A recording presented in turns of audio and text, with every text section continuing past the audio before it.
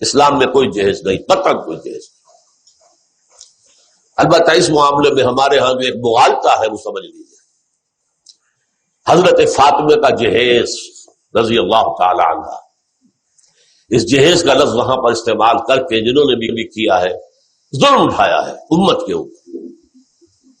حضرت فاطمہ کے جہیز کی بنیاد پر اب لاکھوں روپے کا جہیز جو ہے، اور نہ معلوم کیا کچھ لاکھوں کیا کار جا رہی ہے، یہ جا رہا ہے وہ جا رہا ہے، ایک کروڑ پتی کے گھر سے نکل کر ایک دوسرے کروڑ پتی کے گھر میں جا رہی ہے تو کروڑوں لے کر جا رہی ہے۔ حضرت فاطمہ کے جہیز کی حقیقت کیا تھی یہ سمجھ لیجیے۔ جب شادی کا وقت آیا ہے تو حضور نے حضرت علی کو بلایا، پوچھا علی تمہارے پاس کچھ مہر دینے کے لیے کچھ پیسے ہیں؟ عرض کیا حضور میرے پاس کچھ نہیں ہے۔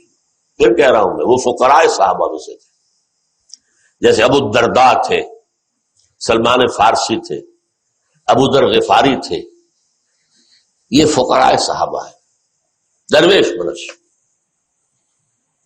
حضور نے کہا تمہارے پاس وہ ایک زرہ ہوتی تھی؟ جہاں زرہ تو ہے، لیکن حضرت علی نے جواب کیوں دیا نفی میں کہ زرہ کوئی دولت تو نہیں ہے، وہ تو جہاد کے لیے ایک اسلحہ ہے۔ فرمایا جاؤ اسے بیچو یا گروی رکھو اور قرض لے کر آؤ، اس لیے کہ بہرحال مہر تو شرط ہے، مہر تو دینا۔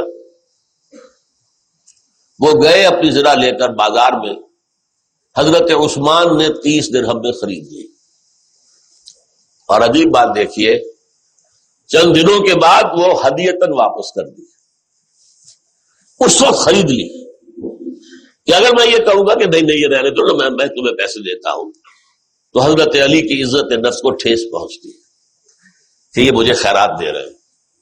اس وقت خریدی ہے 30 درہم میں، پھر ہدیتاً بعد میں پیش کر دی۔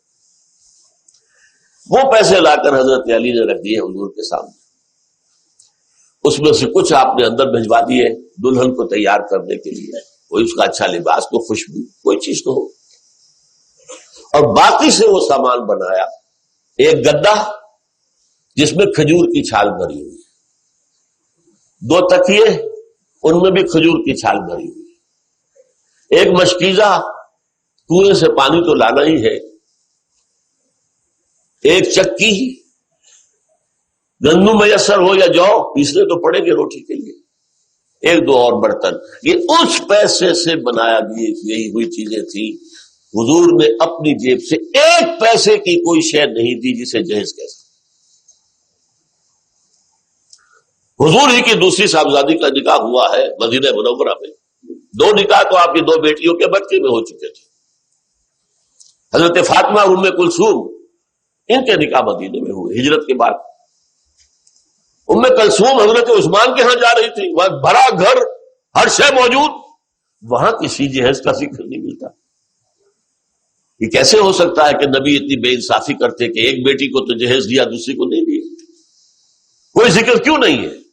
وہاں سرے سے کوئی ضرورت تھی ہی نہیں، گھر میں ہر شے موجود ہے، ضرورت